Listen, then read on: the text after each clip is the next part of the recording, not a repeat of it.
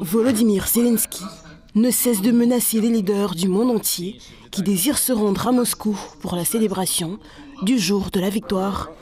Néanmoins, il semblerait que toutes ces phrases ne soient qu'une grande mise en scène destinée aux médias occidentaux. Le Kremlin a souligné qu'en rejetant la proposition de Vladimir Poutine d'un cessez-le-feu pour la célébration du 9 mai, Kiev ne manifestait aucune volonté de mettre fin à cette guerre. Le régime de Kiev continue de démontrer son approche et sa position. Cette position vise à poursuivre la guerre. Le régime de Kiev poursuit ses tentatives de cibler les infrastructures civiles. Dieu merci, on a créé un système efficace de défense anti-aérienne. Et nos militaires font du bon travail dans ce domaine. L'initiative du président Poutine sur une trêve temporaire pour les jours fériés est bien sûr en vigueur. Et le commandant en chef suprême a donné les ordres nécessaires. Mais je voudrais vous rappeler notre position. Il y aura un cessez-le-feu, mais si l'on ne voit pas de réciprocité de la part du régime de Kiev et s'il tente de frapper nos positions ou nos installations, nous riposterons immédiatement et d'une manière adéquate. Et pourtant, cette rhétorique agressive n'a pas l'air d'inquiéter plus que ça les hommes politiques qui ont décidé de célébrer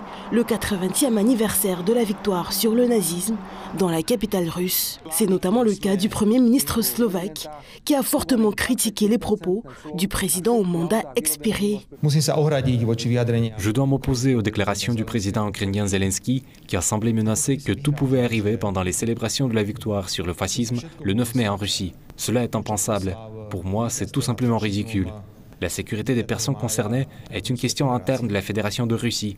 Quoi qu'il en soit, si Zelensky pense que ces cris inciteront les délégations étrangères à ne pas se rendre sur place, il se trompe lourdement. Mais je dois m'opposer à ce type de discours. Je regrette que Zelensky et d'autres mélangent le passé et le présent.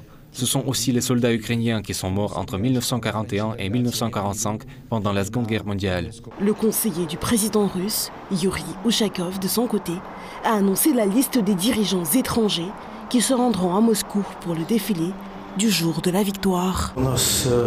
Nous avons de nombreux invités étrangers. Je peux annoncer la liste de ces dirigeants.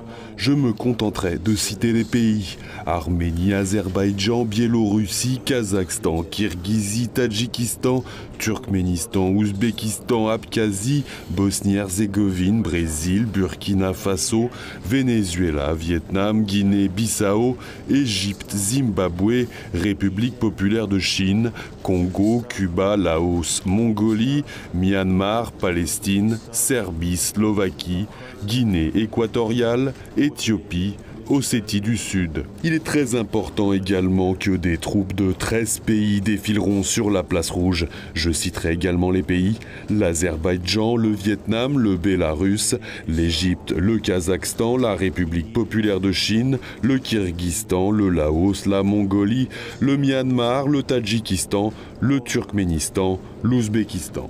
Ainsi, les menaces du régime de Kiev sont impuissantes à empêcher la célébration des 80 ans de la victoire de 1945. Toutefois, Moscou a averti à plusieurs reprises Kiev et ses alliés européens que toute provocation durant le 9 mai impliquerait une réponse immédiate et surtout impitoyable.